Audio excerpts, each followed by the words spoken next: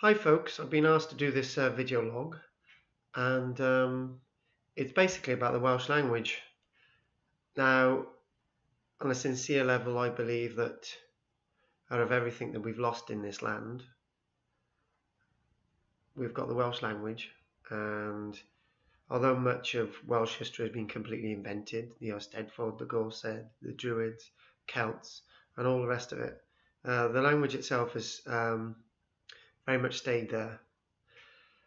But there's a big problem with the Welsh language, and it comes in the form of three types of people that either attempt to speak Welsh or are actually fluent Welsh speakers.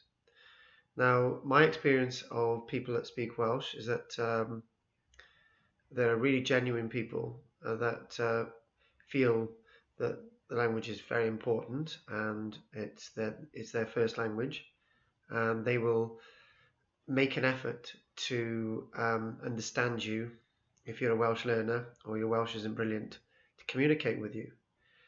But then you've got those Welsh speakers that put off Welsh learners completely, and Welsh speakers, and it's their first language, who refuse to speak to Welsh learners and refuse to encourage them. And I found many times that people who've tried to speak Welsh, tried to learn Welsh to try and keep the language alive, when I've come across that group of people, they come across a wall of arrogance and they're belittled, and they basically feel, I'm not going to bother learning Welsh anymore, which is a great shame. And you've got the first group of people who are really nice and encourage anybody to take on the mantle of the Welsh language. So you've got the yin and yang there.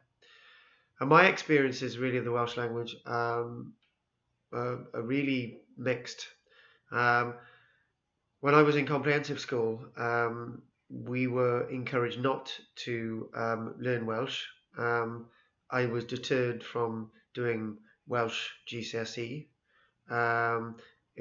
Lots of barriers were placed at the Barry Boys Comprehensive School when I was there for any Welsh to be learnt at all. And this was in the late 1980s, 1990s. So things hadn't changed then. And I had a good friend called David Llewellyn in 1993 who helped me learn Welsh, and that was very encouraging. And then about 1994 I did a Welsh Ulpan course, an intense course in Cardiff for 6 weeks, every single work day for 6 weeks. That was useful, but I found then that there were two types of Welsh learners. There were those Welsh learners who felt that they knew more than you, even though they were Welsh learners as well. And there was Welsh learners who tried to converse. So there's a barrier there already with those that feel they're far superior to you and won't bother conversing in Welsh with you, even though they were meant to be at the same level. But that didn't really deter me. What did deter me was when I was involved in politics with the Liberal Party back in the late 1980s, 1990s, and then I was poached by Plaid Cymru, and I thought this would be a wonderful outlet to use my Welsh. But unfortunately I found that most of those in Plaid Cymru were really arrogant. They would not help me or assist me when I was trying to speak Welsh to them. They felt they were better than me after I'd left the Liberal Party and joined Plaid Cymru. And I hadn't found a home for the language and being able to speak it, which is really, really unfortunate. And after all the money and all the effort I had sort of been involved in to actually learn Welsh, I was feeling was for nothing. But the real death knell was that it was about I think early 1995. I was invited by a woman who was a Welsh speaker to join her at Club Eiffel in Cardiff. there was no involvement of any kind there or anything, but she said, "Well, come along." And I went there that night, and she wasn't there. And to say that I felt um, that it was an alien atmosphere, that I wasn't welcome in a Welsh-speaking club, uh, was really the death nail for the Welsh. I even used to have I even used to have um, post-it notes on the wall.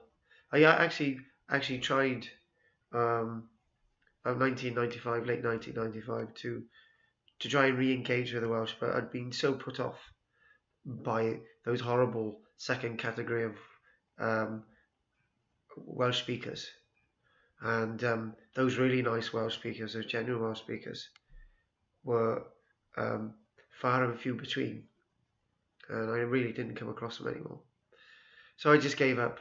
What was the point in learning a language when most of those people who speak Welsh I felt, were really, really arrogant, horrible people, including a political party that I was involved in. So I felt very much discouraged.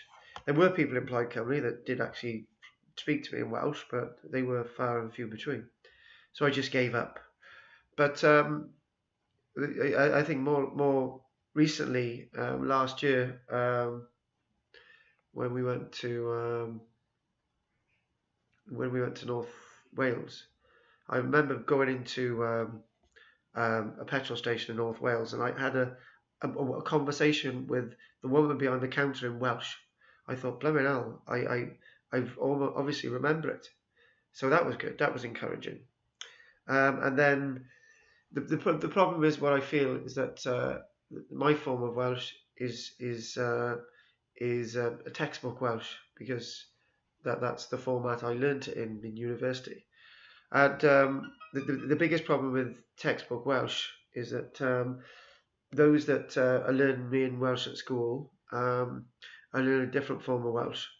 And again, I found with children going to school, they're building up an arrogance, and if they come across people who are trying to learn Welsh or a different form of Welsh, and they laugh at them for their pronunciation, and the children feel superior to the adult, that again is going to put the adult off. So what I'm trying to say here is that anyone out there who's a fluent Welsh speaker, or anyone who's learning to speak Welsh, need to give everybody else time to communicate with them, because so many people are being put off from speaking Welsh because of this arrogance.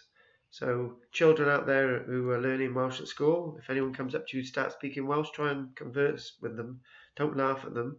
And same with adults as well. So I've been asked to do this by a very young, by a youngster who felt that my conversation with them was very informative. So I've been asked to do that. Anyway, hopefully this has been of help.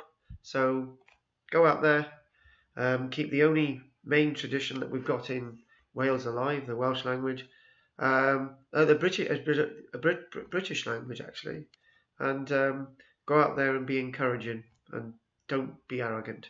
Anyway, this is Karl-James Langford. Thank you very much.